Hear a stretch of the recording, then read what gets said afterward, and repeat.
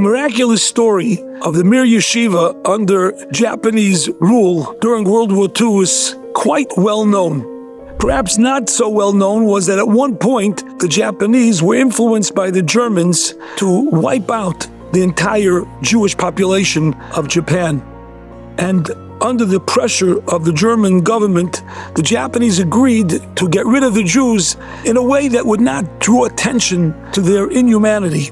What they did was they planned on sending the entire yeshiva and all the other Jews on a boat, going from one island to another, and then they would create an accident which would cause the boat to sink, and they would wipe their hands clean of the Jews without having anyone pointing the blame on them. One of the members of the Japanese government had been drawn close to the yeshiva Bachrim, and he secretly went to the heads of the yeshiva and he warned them not to follow the orders and not to go on the boat. And he was instrumental in saving the lives of the yeshiva Bachrim. Not long afterwards, the government of Japan suspected that someone had leaked the story. They investigated, they found out who the man was, and they beat the man to death. Rahman al-Islam. He was killed for what he had done. There were a number of yeshiva Bachrim that were very shooken up. Here this non-Jew has mercy on them and risks his life to save them. Is this his reward that he's killed? They decide they're going to ask the Mashgiach Rab Chatzkel to explain how such a thing could happen. And as they came close to Rab Chatzkel's room, they heard Rab Chatzkel crying, weeping inside the room. And they overheard him talking to Hashem. He was saying, Ribono Shel Olam, all my life I've begged of you to allow me to die al Kiddush Hashem, and you have not acquiesced to my request. And this non-Jew, for one act of chesed, he's zoiche to die al Kiddush Hashem. How is that fair? When the Bachrim heard that, they no longer had to ask a question.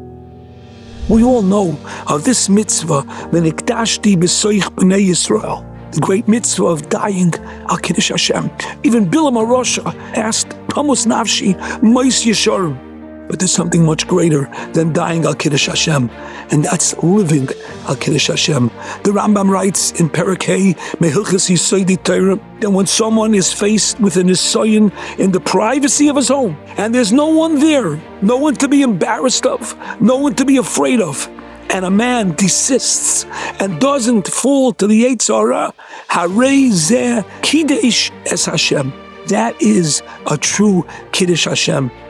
There's a famous medrash in Rus that tells us, in the old days, the Navi would write down and record the great actions, the maisim of a Yid. Today, though, we have no Nevi'im here. Says the medrash, Eliyahu HaNavi Koisef, Umelech HaMoshiach HaKadosh Baruch Hu Choismem. They seal, they sign on this maisa. Every time we're confronted with an Nisayon and we rise to the challenge, we should know it's being recorded eternally.